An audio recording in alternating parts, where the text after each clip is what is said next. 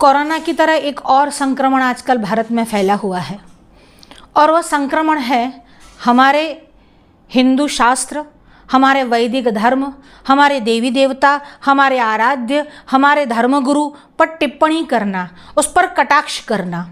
कुछ दिन ही पहले एक मंत्री जी ने टिप्पणी करी।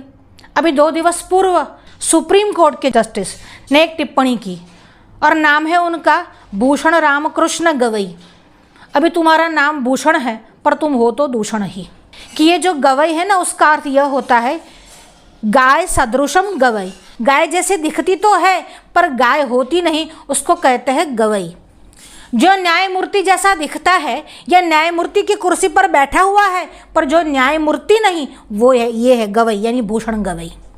अब उन्होंने टिप्पणी करते हुए क्या कहा है, ये महाशय कह रहे हैं कि आप अपने विष्णु से ही प्रार्थना कर लो, उसका ही ध्यान लगा लो। जिस न्यायपालिका की कुर्सी पर तुम बैठे हुए हो ना, उस न्यायपालिका का ध्येय वाक्य पता है तुमको, यतो धर्मस्ततो जयः। और यह ध्येय वाक्य कहाँ से लिया गया है? महाभारत से। हालांकि तुम्हें श्रुति, स्मृति, इतिहास, पुराण से कोई लेना देना नहीं होगा, पर महाभारत से ध्येय वाक्य लिया गया है।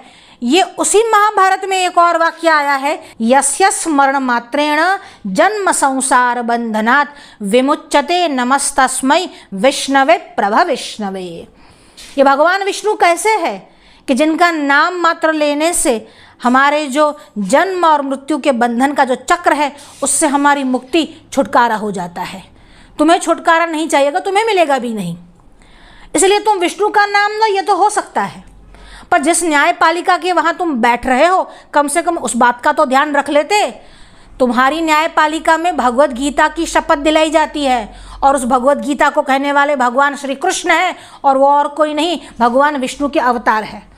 और तुमने हमसे कहा कि तुम भगवान विष्णु से ही कह लो। हमने भगवान विष्णु से याचना की।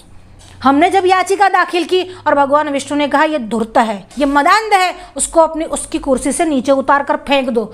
हमारे भगवान विष्णु की ये आज्ञा है। तुमने धर्मशास्त्रों का मान न रखा ना सही, हालांकि ये हिंदू हो ही नहीं सकता जो धर्मशास्त्र का मान न रखे, पर तुम्हारी बुद्धि इतनी ही ग्रसित हो चुकी है, तुमने धर्मशास्त्र का अपमान कर दिया, हमारे अवतार का अपमान कर दिया। पर जिस संविधान की शपथ लेकर तुम वहां पर बैठे हुए हो, उस संविधान की धारा 25 से 30 ही कम से कम पढ़ लेते। उसमें ये बात आई है कि कोई भी किसी भी धर्म के खिलाफ अपनी अनर्गल प्रलाप नहीं कर सकता, किसी की धार्मिक आस्था पर कुठाराघात नहीं कर सकता, और वो तुमने किया है। तुम न्यायमूर्ति तो हो ही नहीं सकते, तुम जस्टिस बनने के लायक भी नहीं हो।